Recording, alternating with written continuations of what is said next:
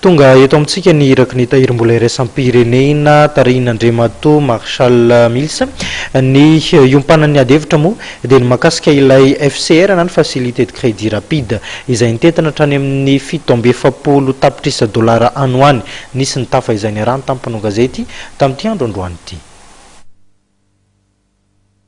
Vao manomboka ny iraky ny tahirim-bola iraisam-pirenena eto amintsika amin'izao raha ny fanamariana izay noety ny lehibe ny iraky ny FMI Andriamatoa Marshal Mills.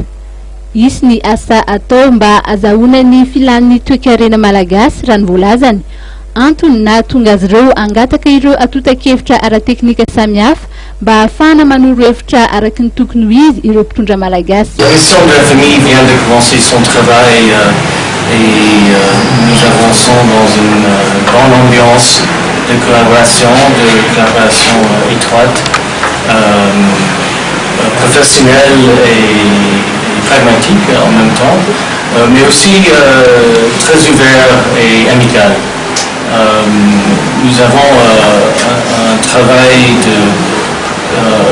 profond pour comprendre les tendances et les besoins de l'économie malgache.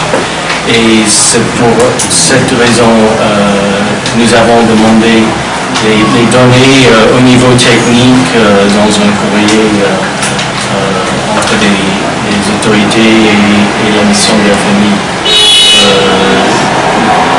On a besoin de ces données surtout pour mieux conseiller les autorités malgaches. Mandohalika ho anoloan'ny FMI ve ny firenena malagasy tsia raha ny valiten'ny ministra ny fitantanam-bola sy ny teti-bola-panjakana fa fifampiresana no atao. Ireo napetraka aveo izy ianao raha voatany isan'ny gazety no resahana tsy efa hoe mandohalika Madagasikara zay le fanontania raha sisa araky ny fantatsika aloha zany dia efa tonga tokoa ny mission humanitaire internationale tonga eto ny mission humanitaire internationale zany ny négocier miaraka amintsika dia atao hoe facilité de crédit rapide izy zany dia aide à la balance de paiement araky ny fantatsika mitentina any amin'ny 47 millions de dollars ary mifanindran-dalana amin'izay eo ihany koa ny fampiresahana amin'zareo dia atao hoe programme de référence hoe ao zany ny fampiresahana ireo réforme tokony atao na ireo mesure tokony raisina mba ahafahana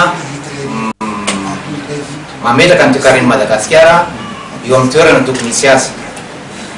Eto dia fa etitsika ifampiresaka amin'zareo raha misy ataontsika hoe tsy mety amin'ny Madagasikara ny antony maro samihafa dia tsy maintsy atao ny fampiresahana mba ifandresen-dahatra fa hoe tsy mety aminay zany. Nanamafy ihany koa ny governorany Banky Foibe fa tsy maintsy manome vaovao mikasika ny fiainam-pireneny Madagasikara na misy na tsy ny fahatongavan'ny FMI eto an-toerana. Mbola isy moa ny taritra ataon'Andriamatoa Marshal Mills rehefa taritra ny iraka ataon'izy ireo eto Madagasikara.